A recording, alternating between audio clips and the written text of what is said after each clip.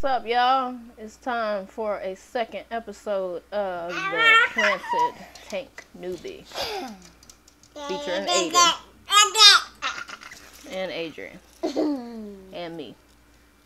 Okay, now that that's going to be on the internet for the rest of my life, let's take a look at the tank itself. I have taken out some of the wisteria. I planted that little pinch that was hanging off of this plant from my last update. It is right here. And I do realize somebody had pointed this out, that this plant right here is gonna grow pretty big. It is actually meant to be a background plant, but when I planted this tank, I had no intention of keeping all the plants in this tank permanently. The only plants that I am interested in keeping in here is probably just going to be the crypt and, ooh, look at that. Mind you, I'm not fertilizing or anything. It's just looking lovely. And the water wisteria. And my planted moss ball back there in the back. By the time the next update comes, I'll be using fertilizer, so hopefully we'll see some new growth. And as you guys know, I'm going to be using 2.5 gallon tanks. They're gonna be long ways like they are right now. And I want to plant all of them because I have a light to go up there. I just haven't put them up there, and I haven't added the other tanks because I'm very lazy. What's going to be planted in there is probably, I don't know. I want pearlweed. There is pearlweed in here, which is a very bad idea because the light isn't set up, but it's in there. There's guppy grass and sugar daddy down there looking, well, right here. And a little bit of peacock moss because it wasn't there intentionally. I was cleaning out this tank and I just dumped it up there. But those 2.5s will all be planted. I just have to find the time to do all that. So let go.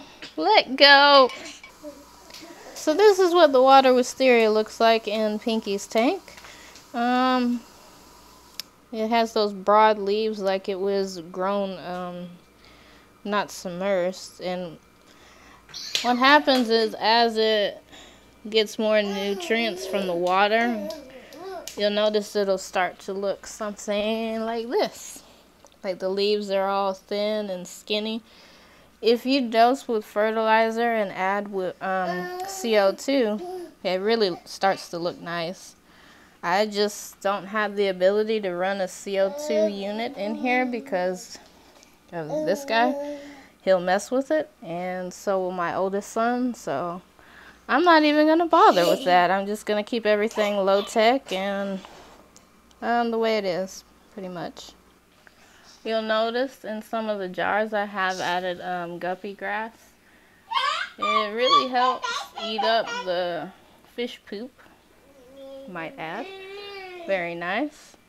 And I'm planning on adding it to a couple of the 2.5s. I just don't know. Maybe I want to go with like a Newbie because these are going to be low light tanks. And like I said, I'm not going to dose, well, I will dose fertilizer if I need to, but really trying to keep it as low tech and simple as possible. Please stop doing that. You're going to make the bedders mad. And that's about it. I did tell you guys in my last update that I had some issues with the pearlweed. I will be getting some potassium to dose in here for them. If you have hard water plus holes on the leaves of the, I told you they'll get mad at you, and holes on the leaves, that's potassium deficiency. If you have hard water and it's yellowing like that, it's a nitrite issue. There's a good website on it. All you have to do is Google. I think it's like the third choice on Google. and it gives you a pretty nifty chart. I have also asked my local fish store about it too, and even though they don't sell many plants, the guy there has been working with plants a lot, and he's very helpful, so very fortunate there. Plus I have you guys too. So anyway, I'm gonna cut this short because I'm running out of breath and patience. So thank you guys for watching. I'll continue to update on my planted newbie experience, and Aiden will tell you too. And thumbs up. Yeah. Thank you, buddy. You're welcome. Yeah. And thumbs up, Adrian. Subscribe. Yeah. Oh yeah, you should say subscribe. Oh my God. Thanks for watching.